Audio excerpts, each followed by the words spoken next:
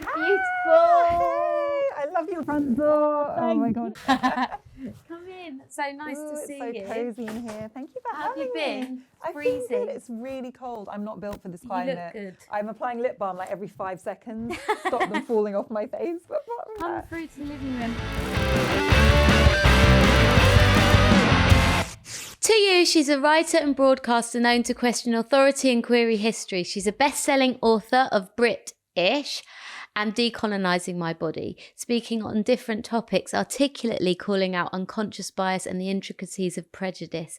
She's hosted the TV show Enslaved with Samuel L. Jackson and writes for publications including Vogue and Time, and last year was elected a Fellow of the Royal Society of Literature. She is a speaker, an activist, a podcaster, an all-round inspirational woman. But to me, she's a woman who I admire for her diplomacy. She masterfully manages to not start fires with her opinions, something I'm personally in awe of. An example being when Boris Johnson once said to her at a party he wished he was black. How she didn't deck him then and there, I have no idea. It's Afua Hirsch. oh, thank you. Thanks for coming to my house. It's such a pleasure. There's so many amazing things you've done. What out of those things are you most proud of? It's funny, I never really gave myself props for the fact that I didn't deck Boris Johnson. Well Maybe done. that should be on my list of accomplishments. I think the thing I'm proudest of is like following my own path and not ever really seeking approval from the system, you know, not just kind of like climbing the career ladder and going for the rewards, but really knowing when I need to stay true to my beliefs and my opinions. And that's what's allowed me to always voice my views, because I've never been compromised by having to say the right thing or toe a corporate line or toe a political line. Yeah. And I think that's one reason that people do have confidence in me, because they know if I say something, it's because I've really done my homework and thought it through and I believe it, and I'm only sharing it because I think it's useful for everyone. So that's what I really pride myself by. My friends have arrived, I think. I've got some friends popping in. How sweet. Hopefully someone will let them in. This is like a whole party. Yeah. Hey, babe. Hi, this is Aya Hadir. Hi, Aya. And Hi. this is Janelle. Hi, and Janelle. Janelle sings with me in my band. Wow. And is a solo artist. And Aya is an artist, a fine artist. Who's done loads of work on displacement and migration. And she's from Lebanon originally and is very amazing and inspiring. Very So good they're to going to meet come, you. will you come and chat Yeah. in a bit? I can't wait. Defrost, make a cup. Make a cup of tea and then come in. Home girls. So I just wanted to ask you, based on what you said, what do you think like led you to have the confidence to do that? Like to have the courage of your convictions, not try and fit in? Like what about your background or your personality or whatever, nature, nurture, I don't know, made you have the confidence to do that? Because most don't. Yeah, I do think about that a lot, because I'm sure you can relate to this. You never set out to be different or A spokesperson. I never have the audacity to hold myself out as the voice of anyone other than myself, but you find yourself in that position and then you wonder why. In fact, even now, whenever I say something that I'm not really seeing said, I always kind of assume someone else is also going to be saying it. And then I'm really surprised that I don't see other people speaking out. And then it makes me think, what is it about me then that I'm the one who will say it out loud? Both sides of my family come from histories of empire and violence. My mother came from Ghana during a time of real colonial upheaval. Ghana was achieving independence from Britain, had to fight really hard for it, and then suffered the turmoil of Britain and America continuing to interfere in its politics. My father's father was a child refugee from Nazi Germany, a Jewish unaccompanied child refugee in 1939. And I, through both sides of my heritage, feel a sense of what it means when those rules don't work, when your humanity is not valued, when you're part of an oppressive system. And so for me growing up as well, like I had quite a privileged upbringing. I grew up in Wimbledon. I went to private school. I had this really like leafy environment and safe streets and all this promise and opportunity. I had to reconcile what I knew had happened to my ancestors with the world I was living in, where people had these like real middle-class conventions and everything seemed rosy and people felt really self-satisfied about how civilized Britain is and how wonderful a democracy it is and how it's spread these values throughout the world. And I knew in my DNA That wasn't the the dissonance case. that was not the true story. And It was a cover-up. it was a cover-up. And I guess I have a strong sense of justice. I don't like it when people don't tell the truth. And in this case, I think a lot of people in this country are maybe not deliberately not telling the truth. They've just been miseducated or lied to. But that's where curiosity comes in, because no matter what we've been taught, none of us have been given an education that really equips us to navigate or understand this. But the information is there for you if you want to find understand the humanity of other people who are different to you, and if you're curious about the real story, then you look deeper, you self-educate, you talk to people, you read things that weren't on your curriculum, you ask questions. And I think I do have that personality. So it's a combination of things that I saw things that didn't add up. I could see that the stories I knew didn't match the narrative that I was being told. And then I needed to understand and make sense of it. And then for me, you know, as a writer and a storyteller, I think the fact that it was so hard to ask those questions also bothered me. It wasn't like I had a whole vocabulary where I could talk about oppression or racial othering or microaggressions or systems of power or white supremacy. None of that language was really available to me. I had to really find it and work it out. And that's in spite of generations of scholars and writers who've already done that work. It was still so hard for me to find it and engage with it. That's how hidden it was. So I really wanted to make it easier for other people around me to use that language, to name the things that we were seeing. Because if you don't have names for things, no matter what your sense that there's something going on, it's hard to actually articulate it and communicate it to others.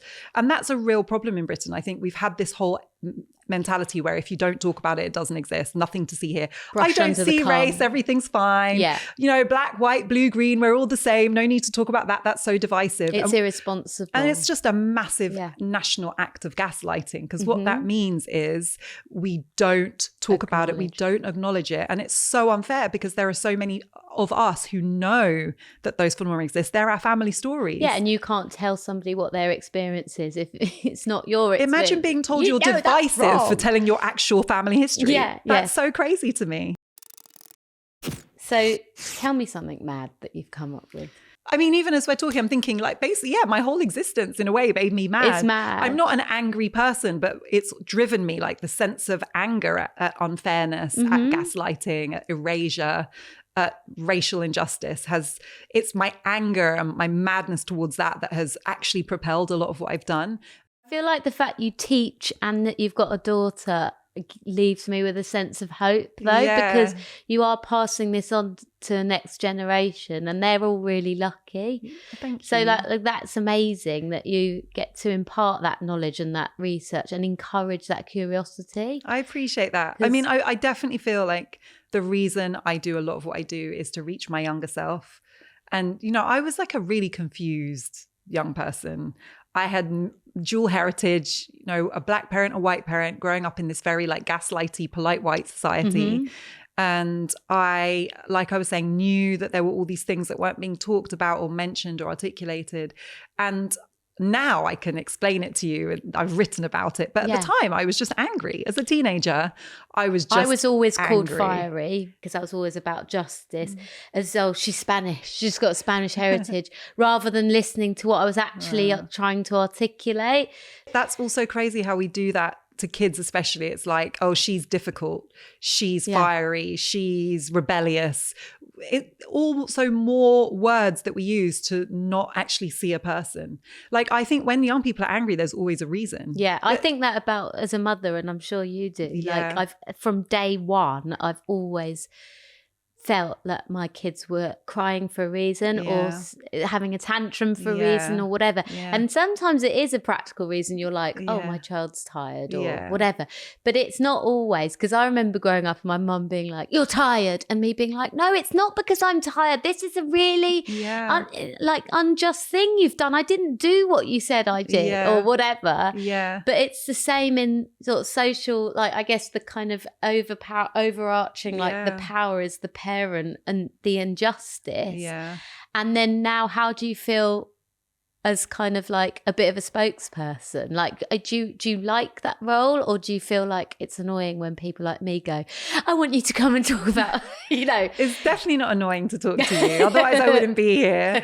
I actually enjoy the conversation because I feel like if these conversations had been available on these platforms when I was growing up, it would have made life easier for me. I would have been able to tap in and listen to other people and feel as well that I was living in a society that talks about these things. And that you weren't mad. And it's very... Because you're always accused of exactly, that. Exactly. It's recognition. Like it's affirmation that what you're going through isn't some product of your imagination. It's real and other people are going through it. And that was a really crazy experience when my book British came out, because that book was very hard to write. I thought I might get cancelled. You know, it seemed so radical because I was talking about things I'd never talked about publicly. I was describing things I'd never described. Even within my own family, we hadn't had many of those conversations. And I was really unsure. And I'm really... What kind of thing? Just in terms of like what it was like growing up, feeling very alienated, feeling like I had to fight so hard to make sense of my identity.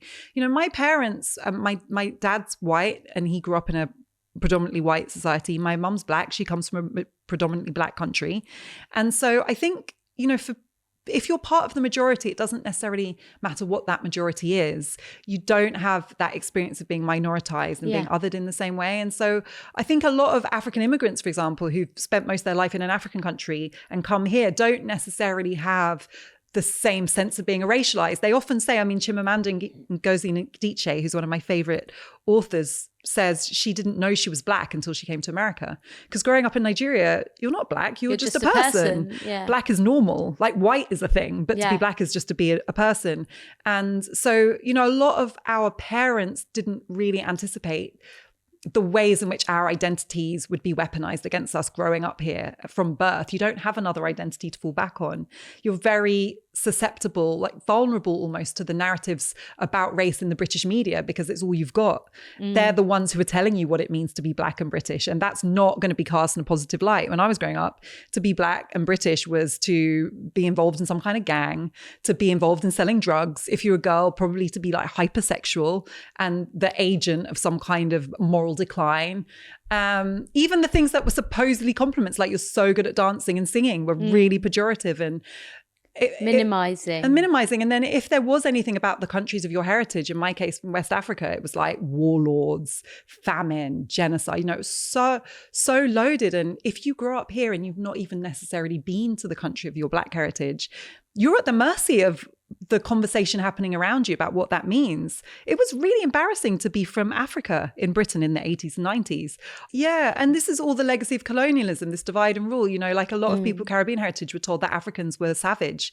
And a lot of Africans were told that they took the bad slaves, the bad Africans to be slaves. And the Caribbeans were like the rejects from their own societies. I mean, really pernicious, toxic narratives that are all products of European colonialism. And they continue till today. So, you know, I remember when I was growing up, like it was really cool to be Caribbean because it was the era of jungle and, you know, it was like the street culture was very much West Indian infused. And, you know, you would get called an African boo-boo or a booty scratcher, you know, all these like horrible names. So in fact, one of the turning points in my life was when my mum caught me on the phone. You know, in those days we had landlines, so you had like limited options as to where you could have your phone conversations. And my mum overheard me on the phone telling someone I was Jamaican heritage. Oh no! And she was like, "What are you doing? What is happening?" And she also, I think that was when it landed for her that I really didn't understand where I was from because I'd never been there and like how much I was being influenced by the media narratives around me. So that was the first time she decided to take me and my sister to Ghana and really like help us understand what our specific heritage was. Yeah. Is there a particular example of a time, like a specific anecdote where that all of these like themes have been really apparent to you, like that's made you feel really mad, like a time on a personal level? I would say like probably the most triggering period of my life was when I worked in TV news, because there's something about like anyone who's listening to this as well, who's like an actor or like a singer or somebody, a performer, there's something about your body being part being your instrument that gives a whole raft of people permission to have a view on your physical appearance. And if you're female, generally. And if you're female, and in this society, which is still so patriarchal and has so much racist baggage, it's inevitable that those problematic ideas are going to influence their view of your body.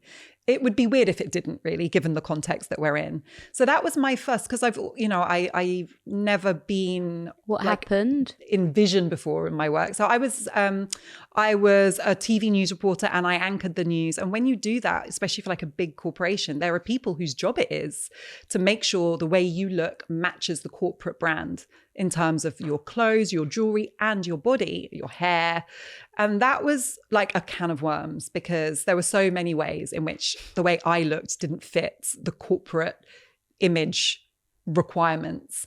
And so just crazy things got said to me, like, I'm not being racist, but always an interesting start to the usually means they're about to be.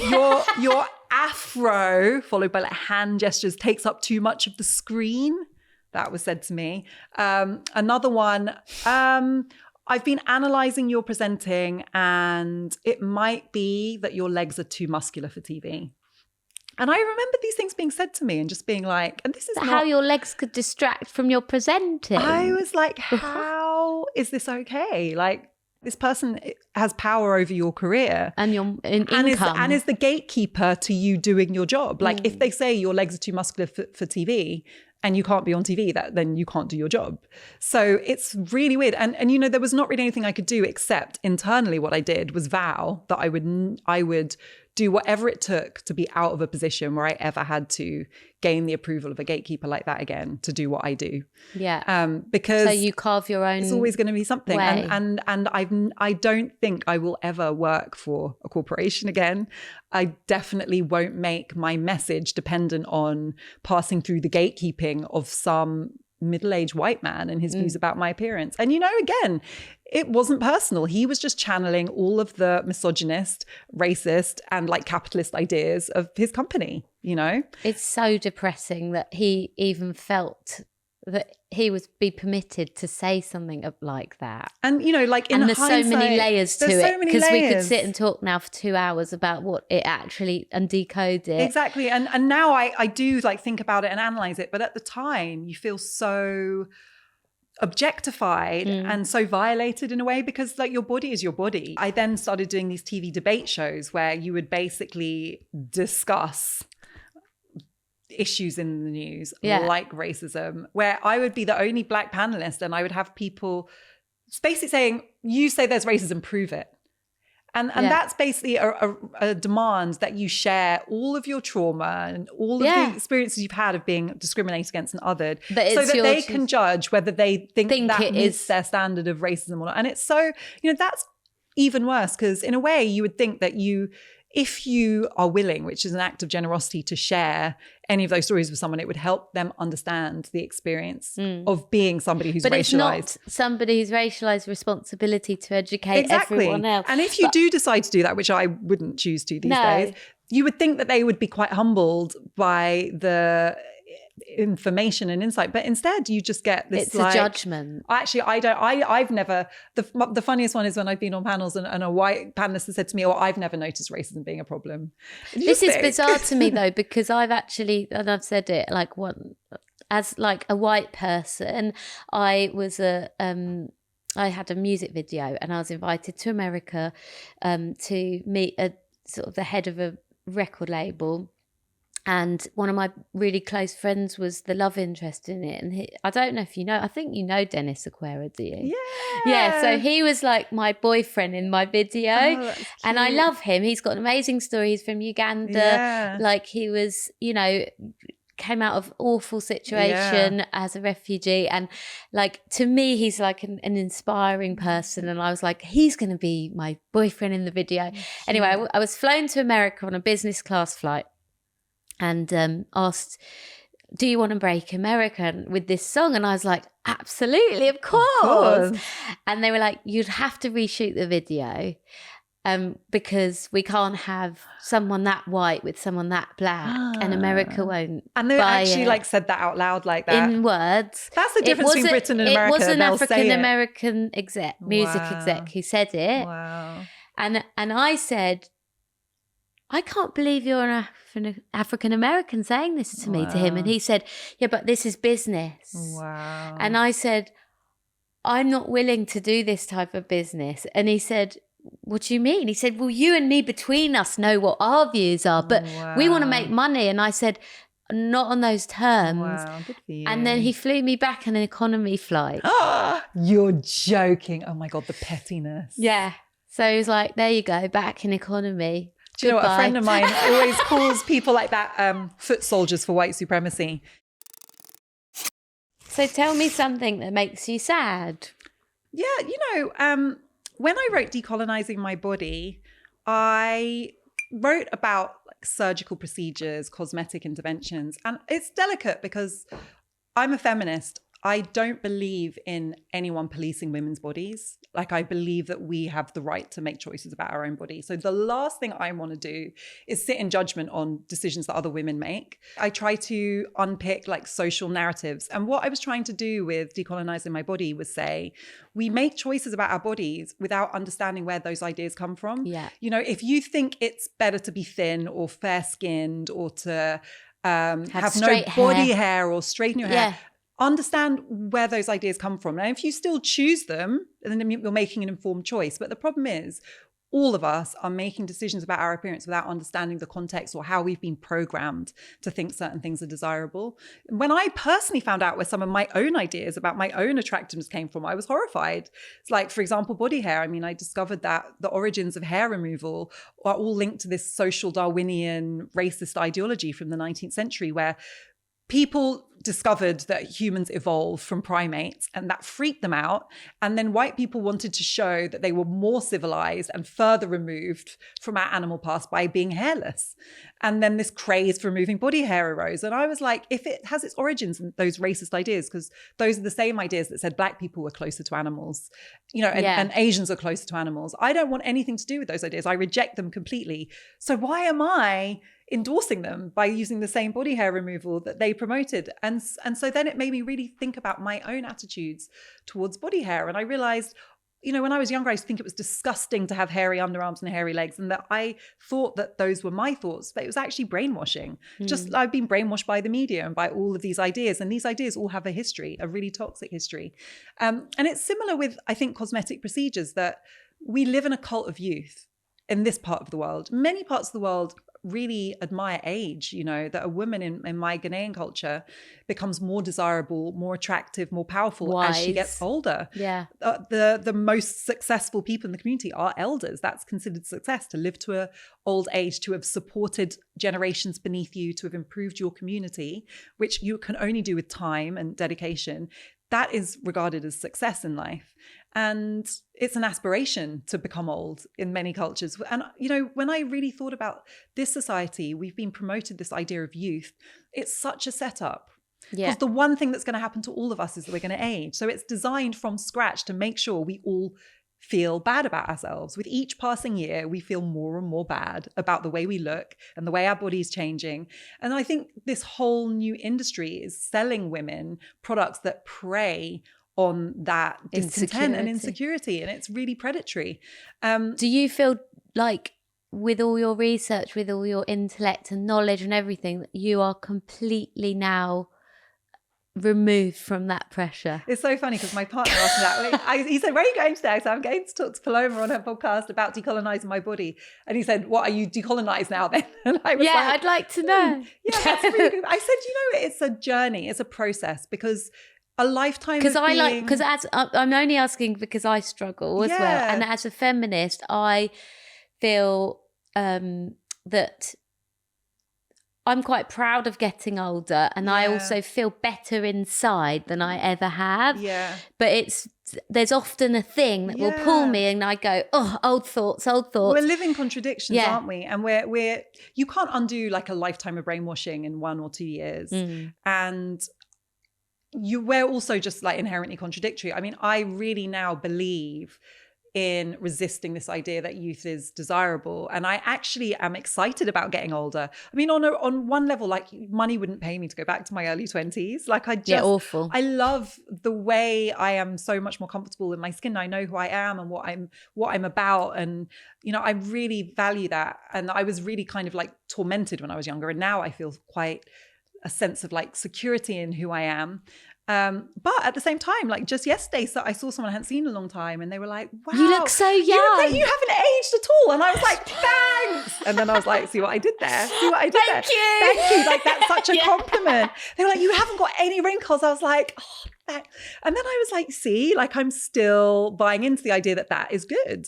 Yeah, and it's interesting, and like even in medicine as well. Like listening to you speak about the sadness of it. Like when I was little, I had pubic hair from really young. Like I was 5, and it wasn't until I was 26 that I made peace with it and felt normal. And it was because a man told me that often I was normal. Yeah. And then he was like, I don't know what you're talking about. And I was like, but my whole life I felt like a freak because of childhood trauma. You know, like when I was a kid, the whole playground stopped speaking to me for a few weeks because somebody had seen me at swimming when I was like 6 and saw that I had some pubic hair. And then I was just so embarrassed and everyone else was not speaking. They were like, she's a freak. And even then, like, I don't know about whether it's on purpose or what, but like, you know, the questioning was like, have you got any Asian blood? Have you, you know, like, because my mum took me to the doctor and was like, she's been made to feel a freak. What can you do? And it was all like, what ethnicity are you? Like, it's just like, wow.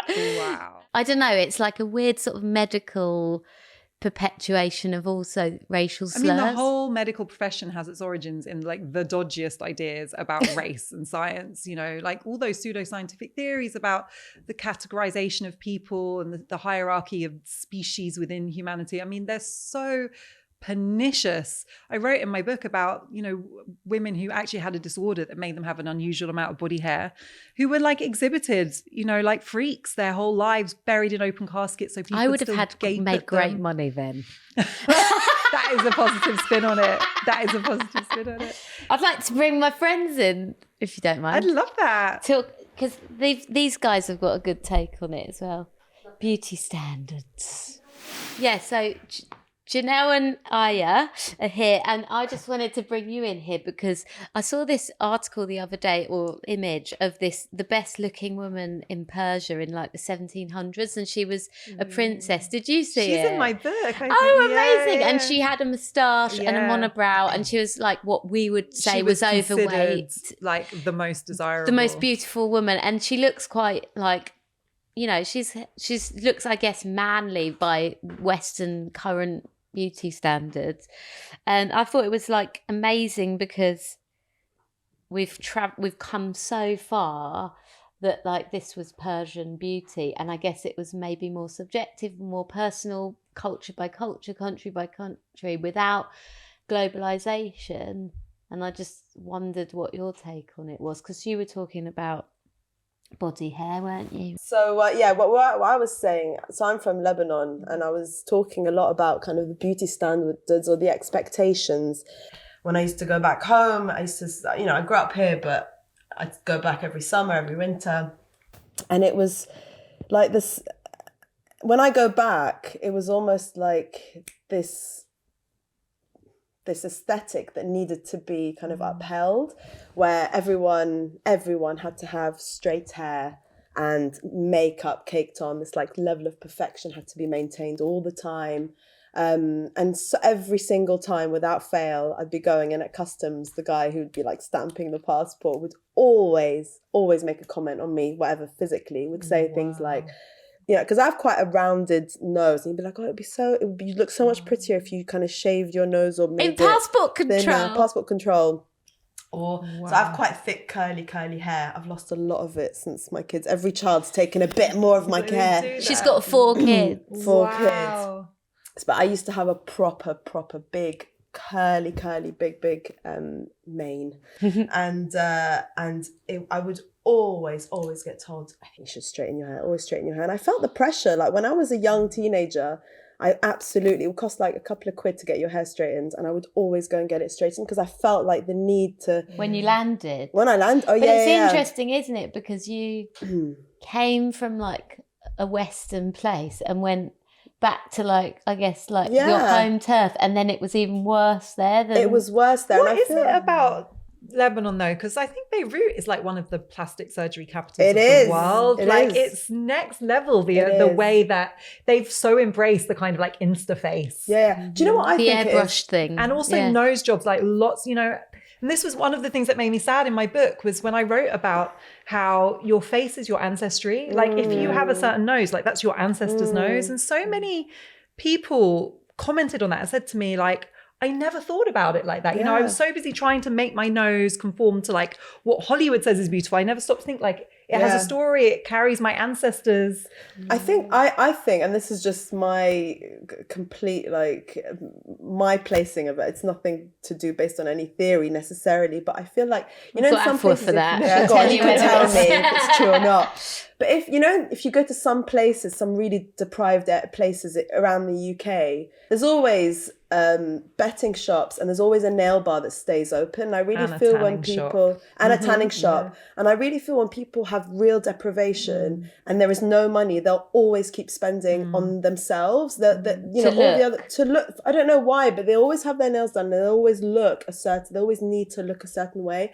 And in Lebanon, I mean, it's a completely collapsed society. There's levels of insecurity, instability. There's always threat and danger, even till now, as long as I've known it.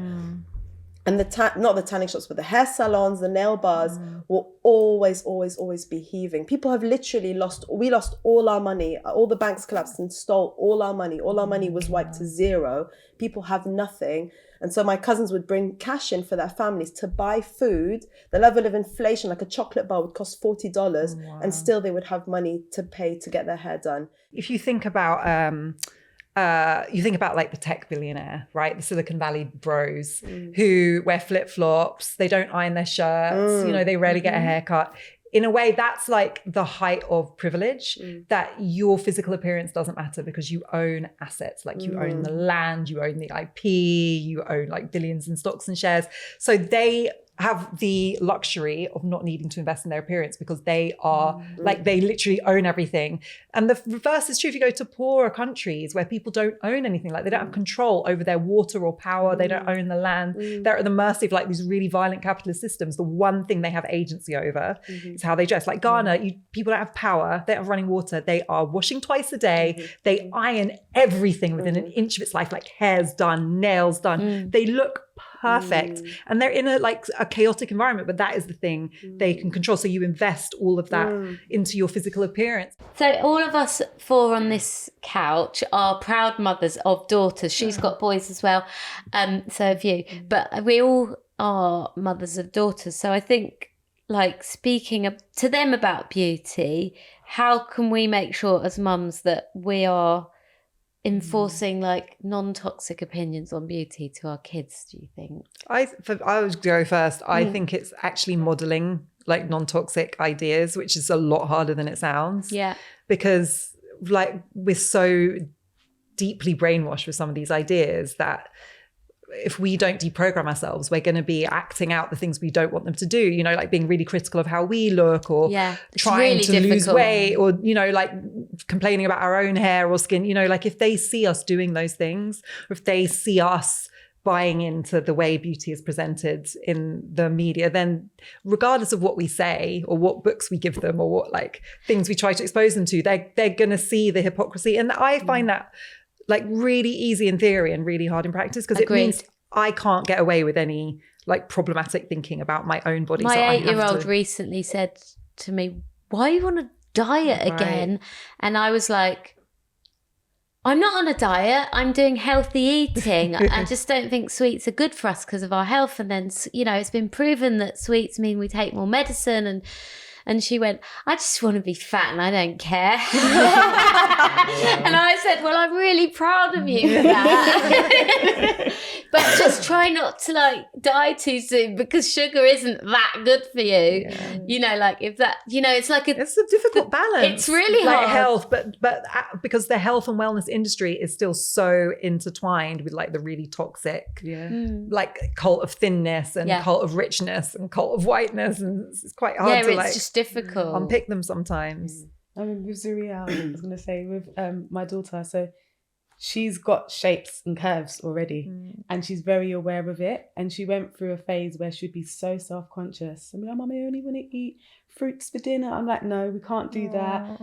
So we created a little song, and I'm like, baby, you got back. So now it's like, you're going to embrace all of these wonderful bits you've got as a Black woman. You're going to have voluptuous curves and what have you. So now she'll put on jeans and be like, Mom, I'm like, yeah, we'll do a little song. And I'm like, you're going to love everything about you. And that was my way to kind of try and combat it, because I could see her going down a road and I could see where it was ending. It was like, no, you're conscious about your hair already. You're conscious about your bum already. It's like, no. It's just too early. Too early. You're doing a good job. One thing I wanted to say is, as a mum to 3 boys, I'm so conscious as well that as transparent as you have to be with your girls, you also have to be with your boys. So my boys see me like when I'm on my period, or if I'm just wearing a t-shirt and I haven't waxed my legs, or if I'm, I don't know, whatever it is, or just my hair, or the fact that I don't wear makeup, things like that, like just being comfortable in my own skin and not to feel like everything has to be immaculate for the men, you know, all the time. Thank you both for coming in. Thank you for having us.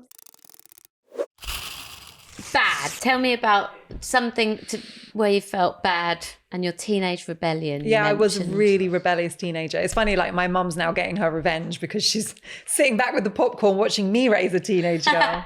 I was really rebellious and naughty and broke every rule. But in hindsight, I think I had legitimate grievances. Like I was saying earlier, I knew that the world around me wasn't fair and wasn't honest in many ways. And I was really exploring that. But, you know, when you're young, it doesn't manifest in like a really well thought out argument that you can put in a nonfiction book. It manifests in like breaking your curfew and like hanging out with like boys that you shouldn't be hanging around with, or like who are older than they should be, or going to places that aren't really appropriate. And I started writing for The Voice newspaper when I was 14. It's Britain's oldest Black newspaper. Yeah. And I started writing fairly harmless stuff, but then I discovered the world of music journalism. I'll never forget, like the first time Usher came to the UK in like 1997. I think he was 17, I was 16. And I interviewed him and we got on really well, and then we were hanging out, and it's just kind of like opened up this world of like music journalism where you get to like meet your like hero artists and hang out with them and be backstage at the party and in the VIP at the club. And I was like a 15, 16-year-old girl. That was like heaven. So I may have gone a little off the rails because I was trying to do my GCSEs and A-levels at the same time. So there were quite a few times where I'd be like at the club, backstage at the concert, and then going straight to school the next day. I feel really bad for my mum. That must have been a handful. That was a big job to get at 16 though, writing for The Voice. I know. I started off doing one day's work experience.